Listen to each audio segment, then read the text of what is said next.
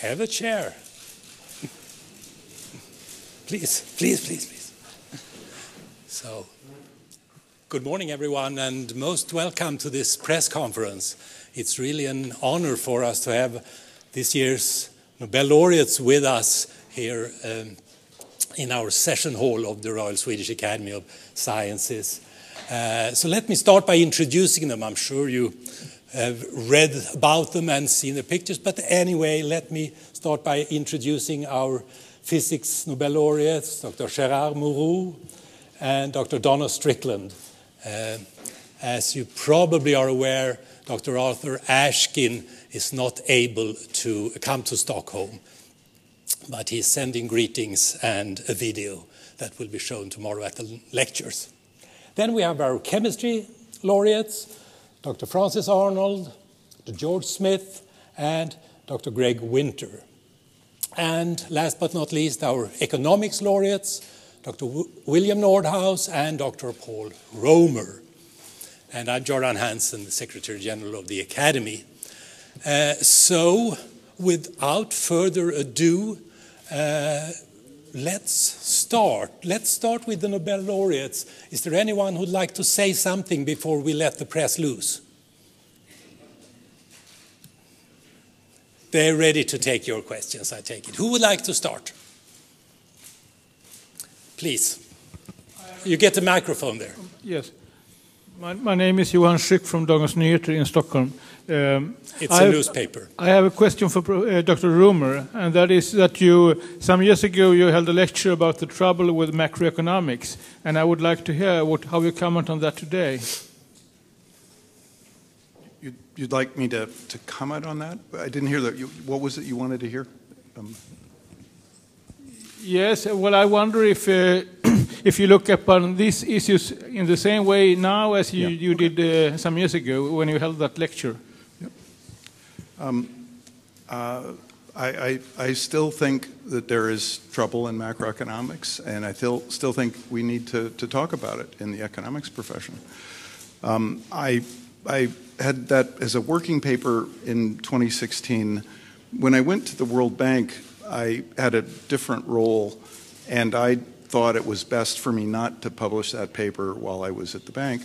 But since I'm now back to the position of an individual researcher, I have spoken with the journal editors and plan to go ahead and publish that paper. And I think we need to have an open conversation, the kind that we have in science, where there's disagreement, we disagree openly, and we try to reach a consensus. But my position is still that there's trouble with the direction macroeconomics has taken, and it's time to look for new directions.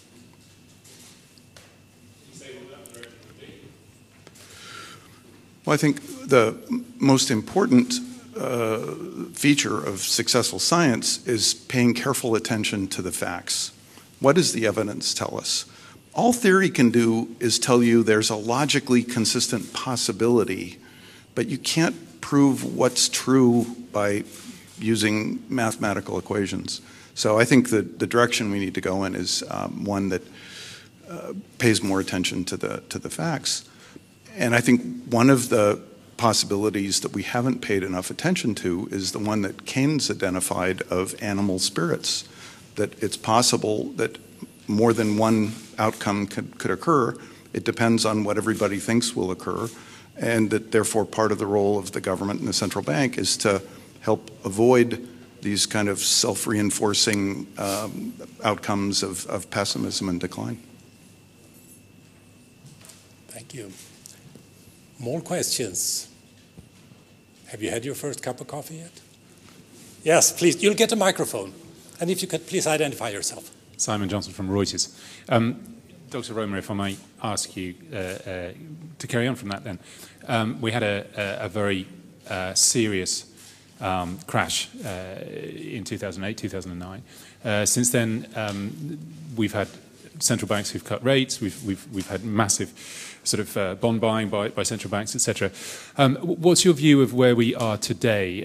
We're still in, like in Sweden, for example, we still have negative interest rates. There's a lot of discussion that there will be another downturn in the short term, even. What do you see the possibilities that government, from fiscal policy and central banks have from the monetary policy side to deal with another downturn where we are today? Maybe the US is in a better position given that the Fed has raised rates a number of times, but what do you see our possibilities? Have we run out of things to do if we now face a serious downturn in the next few years? So I think it's important to restate here the point that has been said over and over again, which is that nobody can predict with any accuracy what will happen in a year, in 2 years. On the other hand, everything about history suggests that eventually there will be another decline in output. I think also we should expect that there will be additional financial crises. That's not the only cause of a downturn, but it could be one.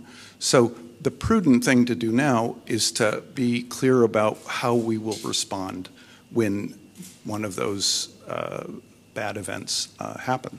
And there's a little tension, as you identified, between encouraging the recovery from the last problem and preparing for the potential new problems.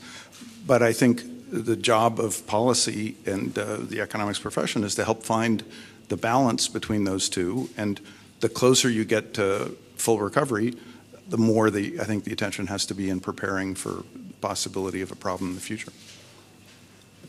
Thank you. More questions?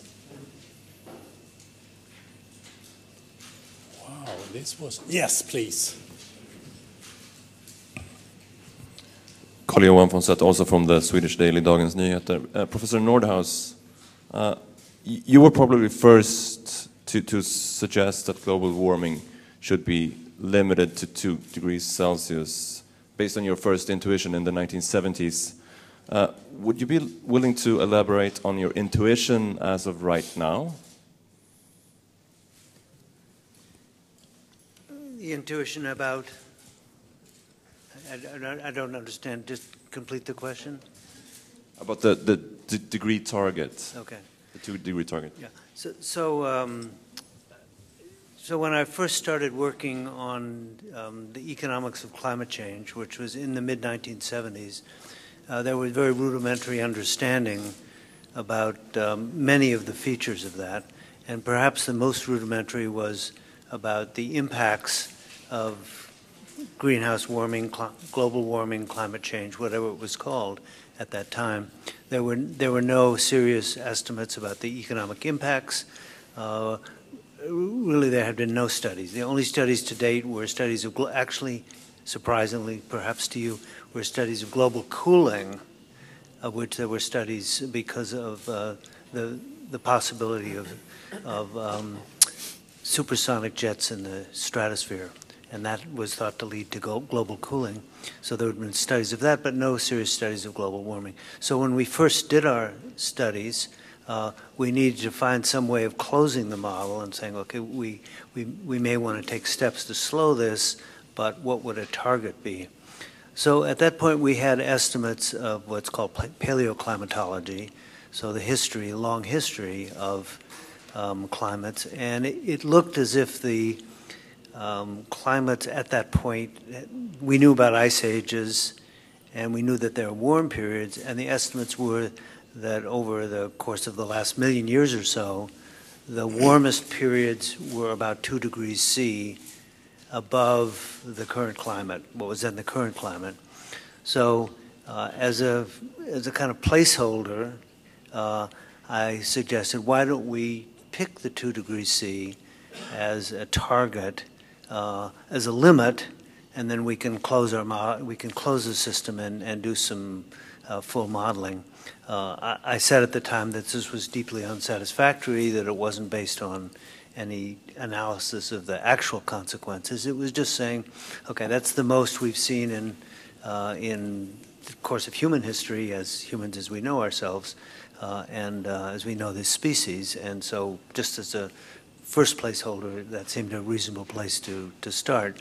And that actually has been carried forth. It was a kind of, became what is known as a kind of focal target at that time, and it has carried forth to the present time. My own personal view about the 2-degree target is, or the 1-degree target, or the 2-degree target, or the 3-degree target, is that first place, we need to ask what it's going to cost. We have to ask, is it feasible? If it turns out, as some optimists, I think Professor Romer being on the optimistic side, that once we get going it'll be relatively inexpensive, then I don't know, why not 1 degree? If it turns out to be extremely expensive because we don't have the technologies and the political will, it might have to be a higher target. So I guess the way my view has evolved, not surprisingly for an economist, is you need to balance both the damages that come from climate change with the costs, the realistic costs of attaining it. And so I don't particularly subscribe to a particular target. 2 degrees fine. I like 1 degree better. But we have to do something. We have to have something that's realistic in the long run. And I guess one other point is that you might actually think of an average, not target, like a hard cap. You just bump against it, but something that you would average over time, because many of the processes are ones that are we mathematically call integral processes. They're averages, ice caps.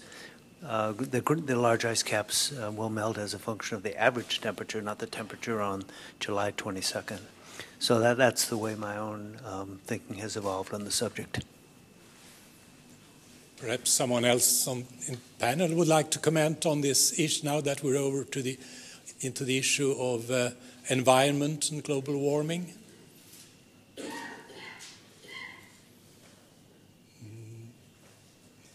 Yeah, please, Dr. Arnold. Of course, it's something that I've been very concerned about, how chemistry has contributed to climate change and how chemistry can contribute to solving some of the problems, because it's in some parts a technological advance that we will need, many technological advances that we need in order to live sustainably on this planet and mitigate the effects of climate change and limit the effects of climate change. So I see many advances in chemistry contributing to doing that. Thank you. More questions? Please, the lady over there. You're getting a microphone. Hi, I'm Emily. I'm from the organization Women in Science. So I just would like to take the opportunity to continue on this environmental question that has been raised, because directed evolution has been applied in this area. For example, production of chemicals that's more environmentally friendly and more efficient production of biofuels. So my question is, how would you, Francis, see directed evolution be applied to more than this? I think, as I say, what we need in our daily lives comes from chemistry. We transform one form of matter and energy into other forms. And you know who the best chemist on the planet is? It's the biological world. Nature knows how to use renewable resources, sunlight, carbon dioxide, to make all sorts of interesting materials and life forms. And to the extent that we can learn how to manipulate the biological world, not just to make more life forms, but also to support human endeavors in a clean, efficient way, I'd be thrilled to see directed evolution used to do that. And that's what I've been doing for the last 30 years. Thanks. Yes, please. I think you have to bear in mind that there's quite a lot more we could do using directed evolution if there weren't regulatory hurdles with doing it. You're well aware the whole GM lobby has made it very difficult to imagine taking some of these bacteria that we might work out in the laboratory out into the field. And frankly, if we want to do something about it, we're going to have to loosen up some of these regimes. Right. Anybody else would like to comment on the GMO issue? It's a controversial topic, at least here in Europe. I can add that from this academy, we emphasized the need to use modern technology, including genetic modification of organisms, in order to essentially to feed the population of the globe. Well, I think it's important to realize that we've been modifying the biological world at the level of DNA for thousands of years, breeding everything from poodles to hairless cats, corn, carrier pigeons. We have been modifying biology to serve our purposes for a long time.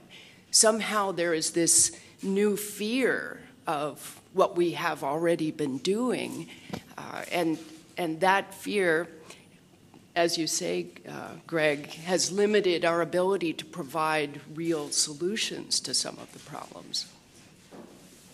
Please. Yes, my name is Bettina Bernadotte, and I work with a conference where Nobel Laureates meet young scientists.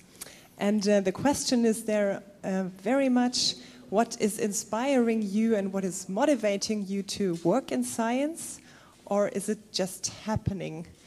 So this would be a question to all the laureates, if you want to. Who would like to start? Dr. Strickland? What motivates me? I like to just be in the lab, and it's usually when you see something that you've never seen before and you look out there and you see if anybody else has seen it and nobody's seen it, that's a really fun thing to work on. And so I try to find things that other people haven't worked on and start puzzling in my head and then start talking to my colleagues about what it could be, and that's the fun of science, and that's what motivates me. Dr. Mourou, they say you get at least one great idea per day. How do you do it? More. Thank you, Donna. Yeah, well, I mean, science, like Donna said, it's very exciting, of course, and because you are, you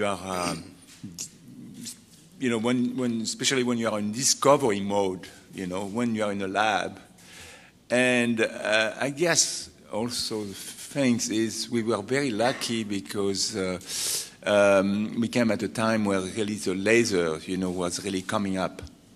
And, you know, a laser, if you have, everybody here has seen a laser, of course. And, you know, it's immediately very attractive. I mean, you know, we immediately see possibilities and so on. And the fact that now we can really change basically all the parameters of the lasers, you know, to fit this application or the other one and so on.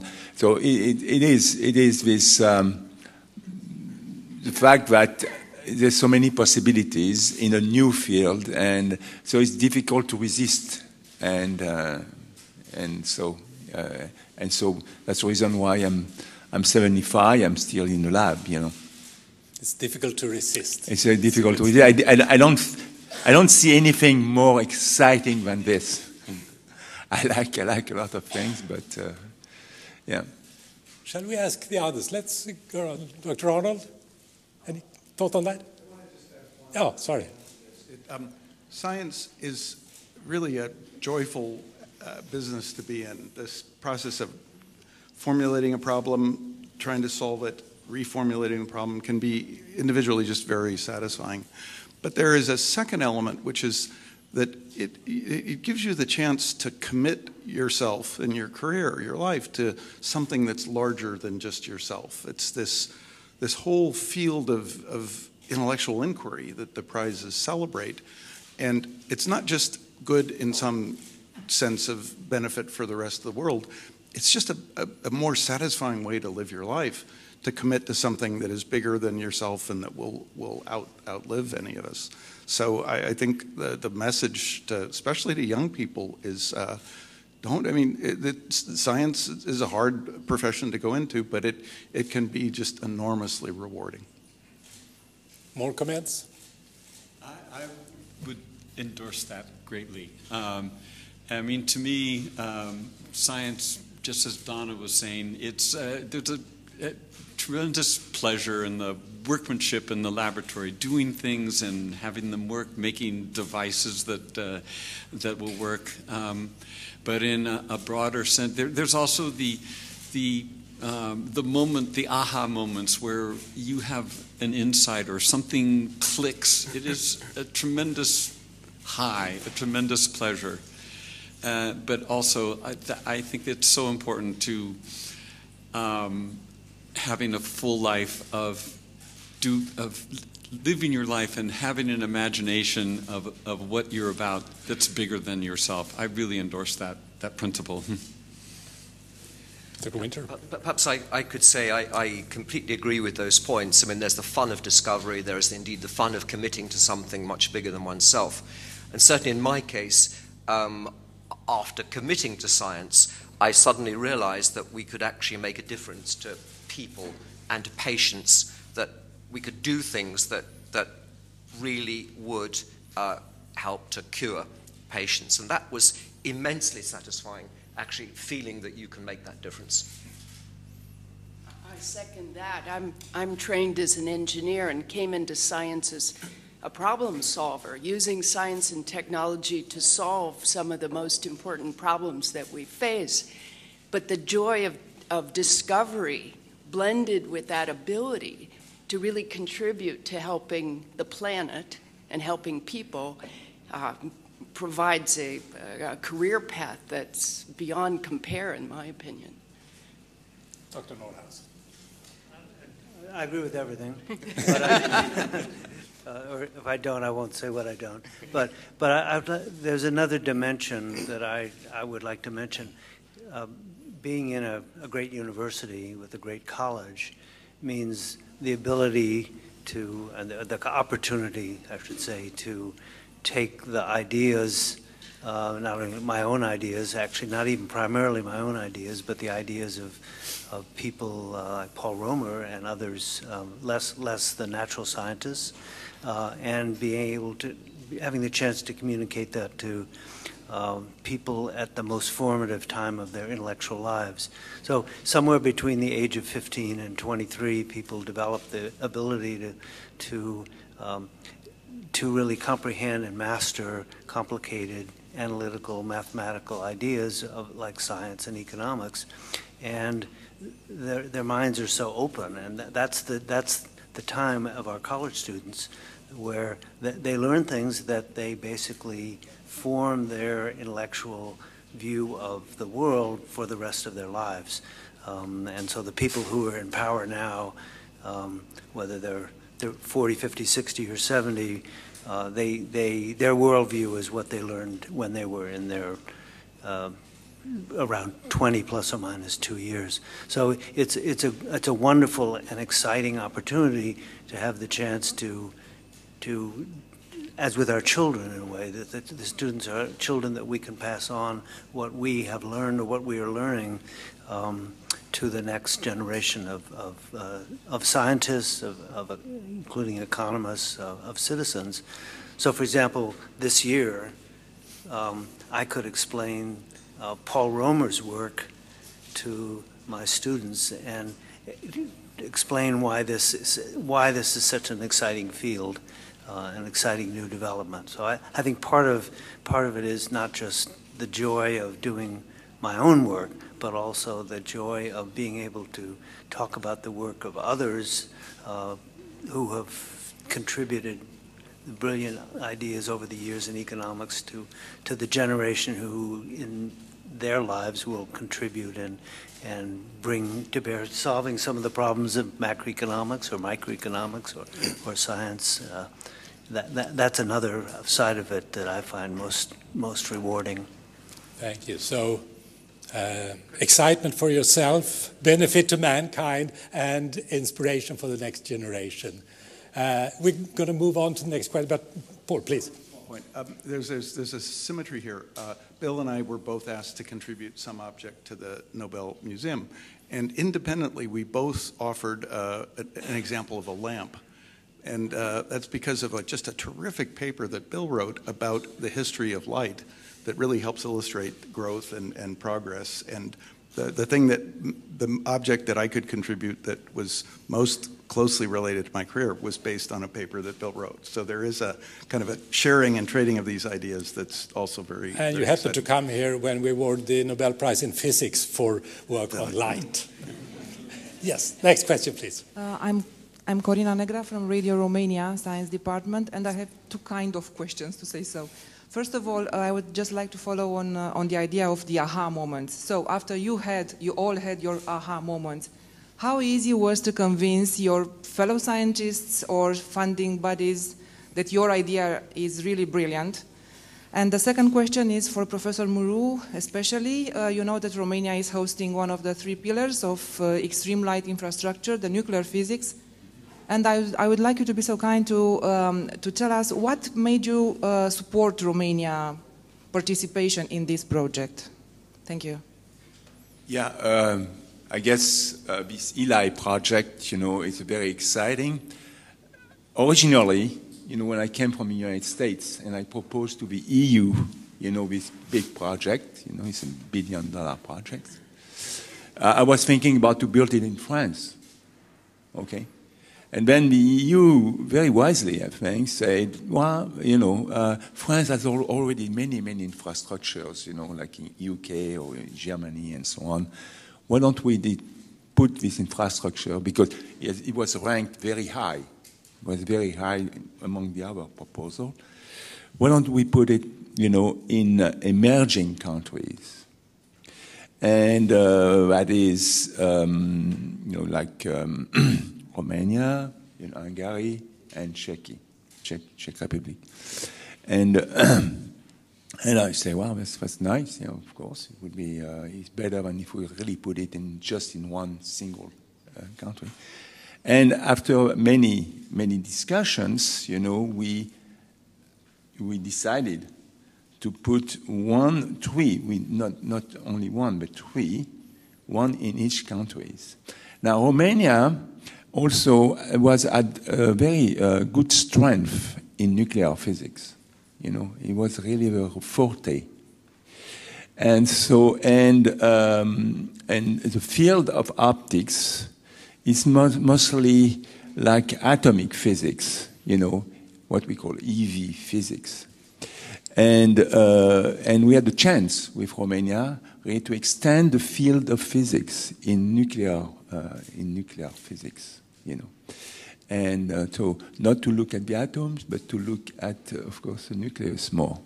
And so, so that was very attracting to me, is the fact that we were leaving a little bit the realm of atomic physics to get into subatomic physics. And it would have been, so at that time, Romania was just a natural choice, because they were really strong in this area, but not with lasers, of course, in a conventional way. But so it was a combination of a few things, a little bit political things, because EU decided already to have these 3 build this infrastructure on different countries, and the fact that the nuclear physics was something which was kind of a little bit was not part of laser physics, and so we had the chance to extend, laser physics into this by setting up one big infrastructure in Romania. Great, thank you. Anyone on the panel who would like to say something about the aha effect? Greg. Well, I can say something about it because the work that for which I received this prize, which relates to the use of filamentous bacteriophage for making antibodies, that work was difficult to get funding for and space for within my current structure. So I had a level of basic funding, but it was clear we needed more funding. And in fact, I couldn't get money from the academic bodies, or at least not in the time we needed. We need to get on with it. And I couldn't get it from industry in the sense of traditional pharmaceutical industry. And in the end, I got it from Australia, from a small biotech company that had been involved in horse racing, and where the shareholders, or at least the directors, were prepared to take a much more betting view on prospects for for pushing things forward. And actually, their bet paid off. I remember going there and going to meet the major shareholders. And I thought, well, I'd better tidy myself up. And at that stage, I'd got much longer hair that was all out like that. I said, no, it looks perfect, because we represented You're the Mad Boffin. And and you're going to spoil the effect if you smarten yourself up. So just come as scruffy as you normally are. Now, the antibody therapy field that's now using your technology, and how much is that sold for? I mean, that's one of the major areas for pharmaceutical industry now. I mean, we talk about billions and billions per year, and they were hesitant to even support the initial basic research you did. Now they reap the benefits of it. Yes, I mean there are different technologies that have gone into antibody pharmaceuticals, and the first lot were supported, but the phage thing, because the others were actually delivering the goods, people say, well, why do you want to create these vast libraries of antibodies? I mean, is there something wrong with what you've already done where we've been humanizing mouse antibodies? And I said, no, it's actually great. And they said, well, but this might be better. So they said, well, yes, okay, why don't you come back when you've sorted out the technical problems? And in fact, it took that leap of faith, in a way, from Australian contacts to actually provide the money and to support the first activity, which I had to do in a startup company because I didn't have space either. So it was a matter of the money and acquiring extra space to do some screenings. So more courage from benefactors and funders, and then international collaboration. So I don't have an aha moment. I have a moment. So when I first started working in 1974-5, and I'm doing energy modeling, I was at the institute in Vienna called the International Institute for Applied Systems Analysis, IASA. It was just in its very, very early years. And I was doing some modeling, energy modeling, and I thought, well, why not extend it to carbon dioxide and eventually to climate change? And so I went to the leader of the project. Now I was long-haired and very, very, very young at that point. And the leader said, no, you can't do that. You know, this is not a kindergarten. You don't get to do what you want to do. You get to do what, he was German, and he said, this isn't kindergarten, and you have to do what you're here to do, which is what I want you to do. So being American, that's when I said, I said, you know, I don't want to do that. I want to do this. So part of it is, that's half the story of AHA, which is you got to follow your AHA. But then the other part was I went to the director, and I said, who was a wonderful economist named Howard Rafa, and my colleagues there, including Charlene Koopmans, who was a Nobel Laureate in economics, and I said, do you think I might be able to do this some other way? And so it's a similar story. And I said, sure, you will find a different way. So, but I think it's, I think you hear many stories from scientists about how there are roadblocks on the way. There are roadblocks in your head. There are roadblocks from people who think it's a bad idea. There are roadblocks from funders. There are roadblocks from people in a group or your superiors who would like you to work on their project rather than what you think. And of course, it might not even be a good idea, maybe a bad idea, but there's seldom a very simple path from AHA to this table in science. So there is an evolution. We're running short, they say. Just very short. I mean, there is also the wow effect. You know? When you're discovering such things that you really are not suspecting, but which is really major. And this happened to us, you know, when we discovered that, for example, very, very short pulse laser for eye surgery will would be possible. That was discovered by a pure accident, and it was really an accident because it started from my student. We got aligning one of our new laser type, and very short pulse lasers, and the student got the laser in his eye. He was not wearing his goggles. Where was his goggle? That's why he was not wearing them. He had one on the nose, but not exactly the right positions. So he got the laser in his eye, and so we took him to the hospital, and the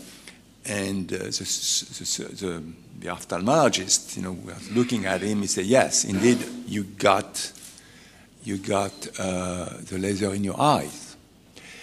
And he said, "But what kind of laser do you have?" And the grad students say, "Well, we have a femtosecond laser and all that." So of course that went over the head of the ophthalmologist.